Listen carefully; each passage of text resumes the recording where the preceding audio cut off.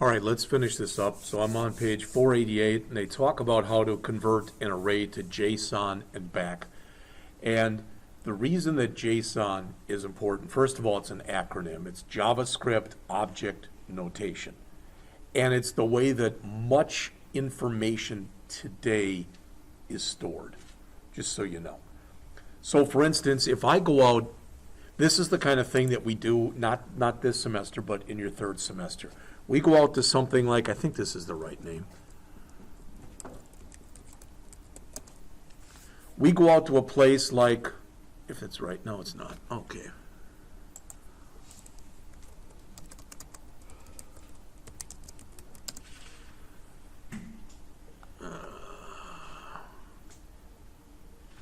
All right, I don't know if this one will work or not, but we go out to a place like this, a weather API.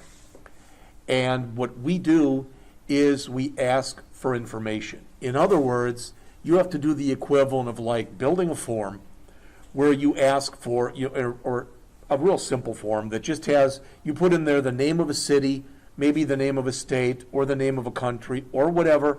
You click a button, you go out to the internet here, and you grab from this API, you grab the current temperature, the current wind conditions, etc. You understand what I'm saying? That information all gets returned as JSON. And then you have to take and parse that JSON and turn it into a format that's readable by human beings. So you can go back and forth between JSON and basically like HTML, and between HTML and JSON. So this is what they're talking about. It says when you work with an array, you might sometimes need to convert it to a string to store it or share it with another application. Then they give you an example. And it says in the olden days of JavaScript, it was more of a pain in the butt, just to be simple, to put it simply to you. Today, like I said, when you work with JSON, JavaScript Object Notation, and it's amazing that some of these things, so if I go out to json.org, I think it's json.org, there, that's the site. Doesn't look very nice, but it's basically got a how-to in there for everything that you have to know. So in other words, and again, this may not make any sense to you, but if you look right here, for example, at this thing that says object, something like that, that's how JSON gets returned. So you need the ability to be able to take JSON, read it, and manipulate it into something that's usable for an end user. Because, I mean, if you return something like that to somebody who asks for weather conditions, it's not going to be worth their time. All right? But a lot of them, even, for example, like weather ones will return an icon. So if it's raining, you'll get the little thing of rain, and it'll say 73 degrees, rainy. You can get the high temperature, the low temperature for the day, an extended forecast type of thing, etc. That's just an example with a weather API. All right? We're doing one next week in class. You may or may not have heard of this, but we're going out to Imdb. That's the Internet Movie Database. And you're going to be able to put in, for example, to look for a movie. So if I wanted to see all movies that, as an example, that let's just say had Star Wars in them, just as an example, you can see what it's going to return. All right? And, you know, I might not have done the search in exactly the right way, but you get the idea. All right, if I wanted to know how many baseball movies there were, type of thing. And it supposedly has, I mean, this is an extensive library. It's an API. So it's a bunch of information that's going to get returned to me as JSON. And I'm going to have to parse it and make it available for somebody else to take a look at and use. All right. There's two major things that you use with this. The first is called Stringify, and it says allows you to convert an object, such as an array, into JSON. All right? The other one is parse, which does it in the opposite direction. All right? And they will show you that right here. Now, I'm not going to write a test where you have to do a darn thing with JSON. But it's important that you see the concept. It's important that you understand what's going on there, because so much of the work that you can potentially do as a programmer will involve you going out to sites that have an API. Now, when you do that, you also typically have to register on the site. They usually have free things. You don't get emails from them. But think about why they're making you register. Let's say that you were a malicious person. You were trying to write stuff that was going to screw with the database. Well, if you don't have to register, they won't know who you are.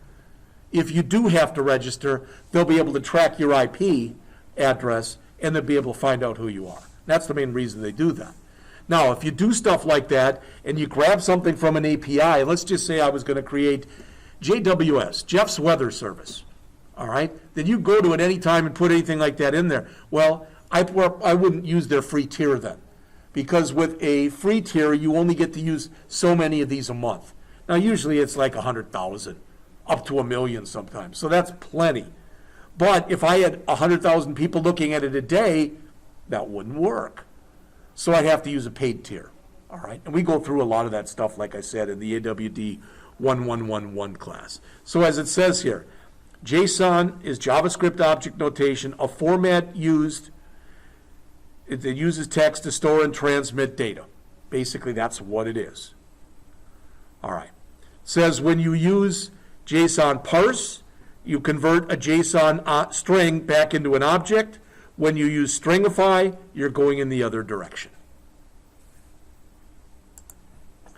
All right, so they use this task list. They're going to use this for the rest of the book. They call it a task list. Most people would call this like a to-do list type of thing, where you can put a task in there. You can put down when it's due. If you click Add Task, it'll put it into this list. Does that all make sense?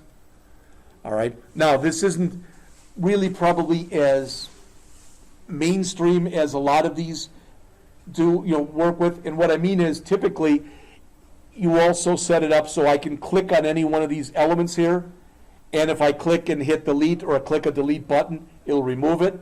And if I click on one of these and I click edit, it'll allow me to edit that task. This is not doing that. This has simply got, in fact, the whole thing together is called Crud. Create, read, update, or delete. We do not have update capability in here. We do not have, we actually do have read right here. This is the create, and the clear is just a massive delete. All right. Usually with delete, if I've got a thing of 100 employees, I don't want to have to delete all 100 of them. But if somebody quits, I just want to delete that employee. All right. So again, fairly simplistic HTML. The JavaScript, as you probably guess, a little bit more extensive.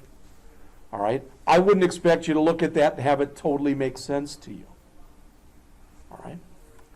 I'm not even going to lie and say, hey, when we go through this stuff tomorrow and Friday, you're going to understand every single bit of it because it's that good and so am I. No, that ain't the way it works. You're going to learn this stuff as you learn this stuff. All right? And what I mean is, if we go through it and it doesn't make sense, then on your own, I'd recommend going out to W3 Schools or that Hunlock thing that I'd shown you. Hunlock has got a whole tutorial on arrays. It's got most of the stuff that's in there is the older stuff, but I believe that if I go out and look and put in here W3 Schools, ES5 and ES6 array methods, for example. All right, JavaScript ES5, W3 Schools, JavaScript ES6, W3 Schools. So there's all the new stuff. All right, and stuff that's in here that we haven't hit on yet, we're going to hit on at the end of the book. But you'll notice in here, for example, one of the things we talked about, arrays. There's different array stuff. Plus, if we change this and make this, instead of ES6, we make it ES5, all right, I am going to ask that when you do your test, that you use the newer methods, all right, when possible. Now, let's say that Michael's working on this and he's like, you know what, I just can't get this to work with using the newer methods, all right? So you use the old one and it works. You'll still get most of the credit, all right? But the newer methods are written because they work better. Internally, they work faster. Normally they're more intuitive. Normally they result in less code. All right, so there's only about 5 pages left in the chapter. All right, and they're going to talk about sets and they're going to talk about maps. The main difference between a set and a map is sets cannot have duplicates. Did you hear me? So if I had, a thing of names and Jeff was in there twice, it would only find one of them. It would only contain one of them in a set.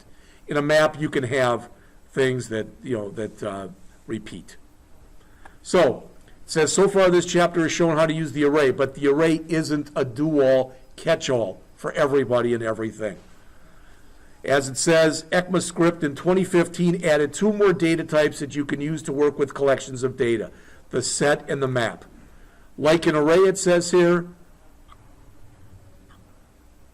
a set is an object that has 0 or more elements, so you basically reference it like you reference an array.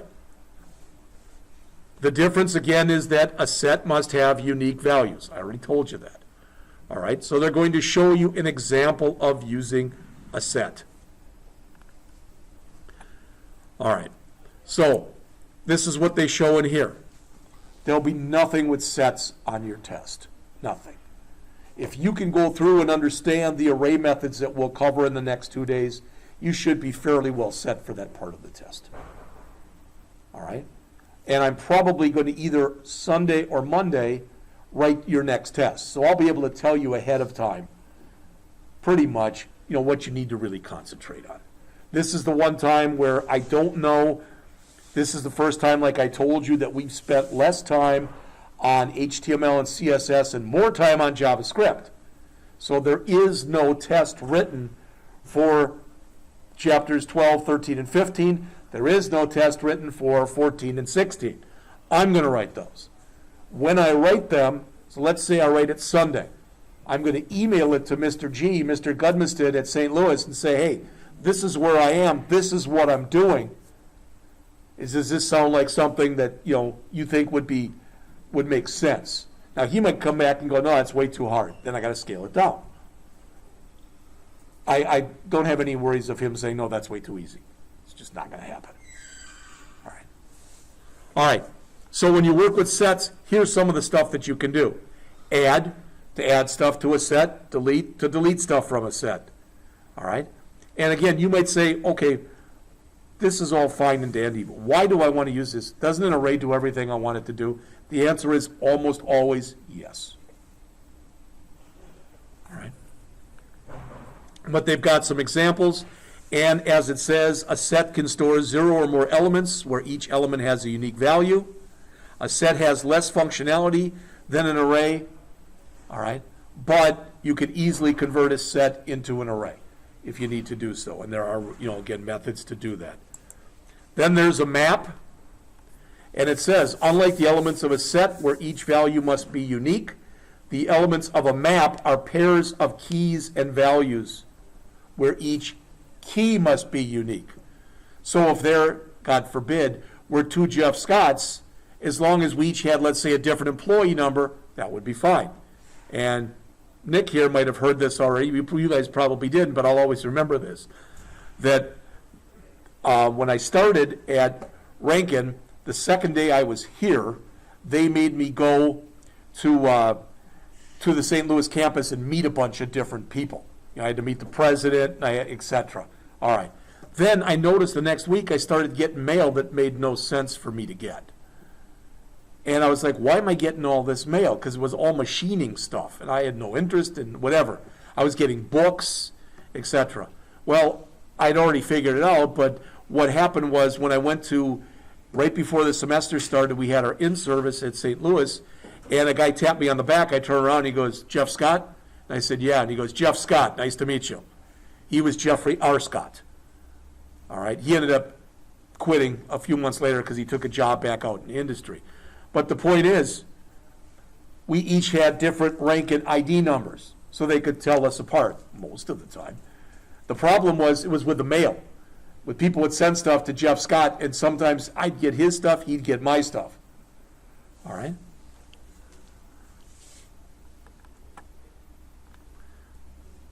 So when you look in here, you'll notice that these are some of the methods of the map type. Most of them are very similar to a set. All right? And I'm not going to run through it any more than that. Again, a map can store one or more elements consisting of key value pairs. The key for each must be unique. To create a map, you use the map constructor, etc. All right, so that's it. But before we finish, this is what I'd like you to do right now. And again, you don't have to do this, but I'm going to show you what I want you to do, and I'm going to show you why I want you to do it. All right, I'd like each one of you, please, right now, my screen's going to look different than yours, but I'll make it look like yours in a minute. I'd like you to go out to here. Now, if you, and I'm thinking you probably can't read that very well, so let me make it bigger.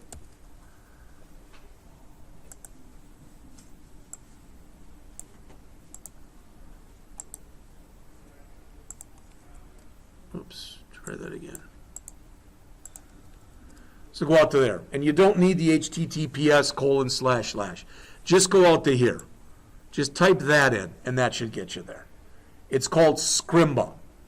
All right? And it is a free/paid service. I want to talk to you about it. All right? So if you go out there, I'm not going to save that, but I'm going to go out there right now to scrimba.com. Notice it knows me. All right? Well, I don't want it to know me, so I'm going to come in here and log out. And that probably is what yours looks like now. All right? If not that, pretty similar to that. Okay? But if you take your mouse and you come in here and you start going down, just start arrowing down, this thing should come up here with Create Account. That blue button. Again, take your mouse and just start arrowing down in here. All right? And that should come up. When it does, click Create Account. Now, I'm not going to lie to you. You do occasionally get emails from them. The emails that you get is they put on free webinars and they invite you to join. All right? But I would not recommend unsubscribing because then they might remove you from their actual list. And usually when they come up with new courses, they either they're free or they have a free part of them. Does that make sense to everybody? So once you sign up and you get all that in there and you click the blue button down here, it should get you to something close to where I am when I log in. Something like that. All right? Now, it may not look just like this. It's totally okay. All right? But what I want you to do, you won't have courses. I think you agree with that. You don't have courses. But do you have a button up here that says Browse Courses? Do you have that button up here? All right. Don't click it, but highlight it and go to All Courses. So highlight the link that says Browse Courses, and then there'll be a thing that says All Courses, and click on that button. And you'll notice, so you could, if you still think I don't really know HTML very well, there's free HTML courses, there's free CSS courses, etc. But what I'd like you to do is to go out to the JavaScript. So click the button for JavaScript. All right? Now, I'm not telling you to go through any of these. But I will tell you, this one that says Learn JavaScript for free, they literally have you build like 7 projects in there. The guy who does it, that's him right there. It's Per Harald Borgen, and he's a nice enough guy. He's got a very thick accent. Just warning you if that bugs you. Now, I'm not going to recommend that you even do that one now, but you can if you want to. But I'm going to start scrolling down in here, and I'm going to scroll down quite a way. All right? And the first thing I want to show you here is not the one I think you should be doing right now. But if you look, so I'm down about, 3, 6, 9. Let's try that again. 3, 6, 9. About the 13th one down is called The Tricky Parts of JavaScript. 19 lessons, 59 minutes. Do the math. It boils down to about 3 minutes a lesson, right? Approximately. So if you click on that one, I would not recommend you go through this right now, but just to show you. They talk in here, notice towards the end, ifs, that's the way this is pronounced, that's in immediately invocable function expression. Don't worry about what it means. Arrow functions, promises, fetch, promise all, async, etc. All that stuff is what's covered in the last 3 chapters of the book. So if you want an introduction to that, and it's also stuff that you use extensively in the AWD 1111 class, you can go through that. I can almost guarantee you can go through it by the time let's say you go through it now. That a year from now, when we start using it, you're not going to remember half of it anyway. But you could always go back if you wanted to. All right, so I'm going to keep going down now. And I'm going to keep going down. All right, notice there's a Learn Modern JavaScript here. See that one? And I'm going to click on that one. Again, 30 interactive sessions, 51 minutes. Again, do the math. They average less than 2 minutes a session. So they talk about var and let, mutating an array, etc. So why am I even telling you this? Because the stuff that's in here, starting with about 13, these are all array related. So once we go through this stuff and we go through these examples tomorrow and on Friday, if you're still confused, well, I'd hop out to W3 Schools. And if you're still confused, I'd hop out to Hunlock. And if you're still confused, you might want to take an hour or a half an hour out of your time and go through some of these lessons. But that's like I said, if you're like, I don't have any desire to, I don't want to, then don't. I'm just trying to give you some extra things that you can look at. All right, notice there's regular expressions that we covered yesterday. I'm not going to, notice 35 lessons, so each one's only about a minute long. All right, and that's it. This boot camp, I mean, if you got the time, notice 13 hours. Some of them in here do. Now, what's bad about this, I'm glad you said that, because what's bad about this, when I go back up here and I click React, all right? Now, notice there's a Learn React for free. Well, that's literally what I'm doing with my class in the afternoon this week, because we're just starting React. And I thought, well, you know what, when we're done, the same guy who teaches this, Bob Zarol, he's got this one, which again, ain't free. All right? But I thought, well, you know what, I know this is really good because I went through this last year with my students in the class. Guess what? It transitioned from free to paid. All right? So just because something is free right now doesn't mean it's necessarily always going to be free. They have a service here, this Go Pro. It ain't cheap. It's not expensive. It's about $1 a day. It's $30 a month. I'm not saying get it. I don't want anybody to say, hey, he told us to go out and spend $300. No, I'm not. But in almost all of these topics, so if I go back again and I go to HTML, all right, and I bring that one up, eventually it'll come up. Oh, yeah, there's a crash course. But notice if I come in here and I look for free, Learn CSS Grid for free. Learn CSS variables for free. We don't even get into that. I don't know what Bulma is. All right. Learn Bootstrap, but it's Bootstrap 4 and not 5. Learn Flexbox. So these are other things that you can have. And notice, typically the free ones, not always, but typically the free ones are about an hour long. Now, the one I'm doing with my class this week, there's 59 lessons. It ain't an hour long. It's about 5 or 6 hours long, and we're not going through, we're doing about 10 lessons a day. With 59, I figure we'll get most of it done this week, and we'll finish it up next week. And a lot of times with these free things, just to show you quickly, like what I'm doing with my class, in this React one that's in here, this is what I'm working on with them. Don't worry about that. But you'll notice 59 lessons. You can see the ones we've completed, so we're done through 26. So almost halfway through, but notice 59 lessons, 5 hours. Some of these are as small as 1 to 3 minutes, or as large as maybe 12 to 15 minutes. I think the largest one I've seen in here has been about 13 minutes long. I will tell you, too, that when you go through this, they will do a little bit of work on trying to get you to sign up for their stuff. So like introducing the front end career path, that's trying to get you to sign up for their paid thing. And some of the other stuff that's in here, this conclusion, etc., there'll usually be a few lessons where they're trying to sell you stuff. But let's face it, they're not making money out of giving you free stuff. They're making money out of giving you free stuff and hoping that you sign up for stuff that ain't free, right? All right. So again, those are just other resources if you decide to take advantage of them. So tomorrow we will work for, and I'm gonna try to keep it down to about an hour. All right. We're going to write a fairly simplistic array example. Again, I'll give you the key, the code. Friday, we're going to rewrite that, but we're going to use ES5 and ES6 array methods to do the same kind of thing. That, like I said, should hopefully prepare you for taking a test on this a week from tomorrow. And then, so let's say it takes till 9:30 both days.